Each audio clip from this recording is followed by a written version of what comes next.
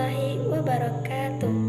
Perkenalkan, nama saya Irsi Adila dengan NIM 21531072. Berasal dari Prodi Pendidikan Agama Islam PAI 4C. Di sini saya akan menjelaskan tentang pengertian filsafat ilmu pengetahuan. Filsafat ilmu pengetahuan menurut Kamus Besar Bahasa Indonesia, filsafat ilmu pengetahuan itu adalah sama dengan pengetahuan, penyelidikan dengan akal budi yang mengenai hakikat segala hal yang ada sebab, asal, serta hukumnya. Jadi, dapat kita lihat dari asal katanya apa itu filsafat, yaitu berasal dari dua kata. Yang pertama, filien, yang berarti mencintai.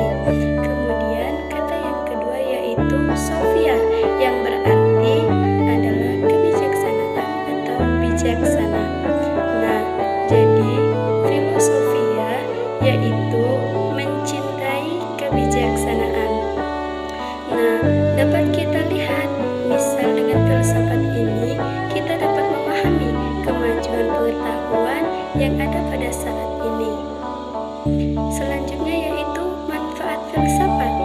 Dengan berfilsafat, kita akan mengerti tentang diri kita dan dunia yang ada di sekitar kita, dan akan membuat kita menjadi lebih kritis, berpikir kritis, dan berpikir kritis dalam suatu karya atau suatu apa yang ingin kita lakukan, yaitu kritis dalam berpikir kreatif. Selanjutnya yaitu guna belajar filsafat. Jika kita ingin mencari solusi atau suatu masalah, kita perlu berfilsafat, perlu berpikir luas atau berpikir kritis. Dan juga di saat kita berfilsafat juga sangat diperlukan di saat kita berargumentasi, di saat kita melaksanakan diskusi, baik itu diskusi di kelas atau diskusi seminar yang lebih luas ruang lingkupnya. Selanjutnya yaitu tujuan berfilsafat. Tujuan berfilsafat memiliki dua tujuan. Yang pertama, supaya orang mencintai akan bijaksana. Maksudnya adalah agar manusia itu memiliki sifat bijaksana. Jika kita belajar filsafat itu, insya Allah filsafat itu dalam berpikir, bersikap, serta berperilaku akan melakukan kebijaksanaan di dalam kehidupan sehari-harinya. Dan yang kedua yaitu agar manusia memiliki sudut pandang yang luas. Jika kita belajar filsafat, cara berpikir kita atau sudut pandang kita tidak lagi berpikir secara dekat, akan tetapi pikiran kita akan secara luas. Cara berpikir, cara sudut pandang kita itu akan luas dalam melihat sesuatu apa yang kita lihat.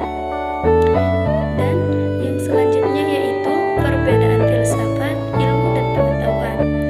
Perbedaan filsafat itu tidak mengarahkan pandangannya. Jadi yang kita lihat dengan sebab-sebab yang terlihat. Jika kita berpikir filsafati, pemikiran filsafat itu tidak yang dekat-dekat saja, akan tetapi pikiran itu jauh, cara pandangannya juga jauh, kemudian cara pikirannya itu luas. Jadi sasarannya filsafat itu menjurus pada sasaran yang berpikir luas, menyeluruh, dan komprehensif. Yang kedua yaitu ilmu. Ilmu itu bersifat universal atau umum, tetapi sudah dikaji dan sudah diuji berdasarkan teori-teori yang sudah disepakati. Ilmu itu sudah diuji dengan menggunakan metode ilmiah. Jadi ilmu itu sudah diakui oleh bidang tertentu yang sudah ditelitinya. Ilmu itu sudah teruji kebenarannya melalui metode ilmiah. Yang ketiga yaitu pengetahuan. Pengetahuan bersifat individual atau kelompok kecil. Misalnya kita mengetahui sesuatu, contohnya buah. Buah itu kita kaji dengan sesuatu yang bisa untuk menyembuhkan sebuah obat yang menyembuhkan penyakit. Nah, itu baru diuji oleh seseorang atau sebuah kelompok. Nah, itu belum dikatakan sebuah pengetahuan atau sebuah ilmu karena masih diteliti oleh seseorang atau sebuah kelompok kecil. Nah, Jika sudah diuji dengan metode ilmiah, maka pertemuan dari seseorang itu akan disebut ilmu. Jadi, dapat kita simpulkan bahwa kesimpulan itu jika belum diuji atau teruji kebenarannya secara universal, maka kebenarannya masih parsial,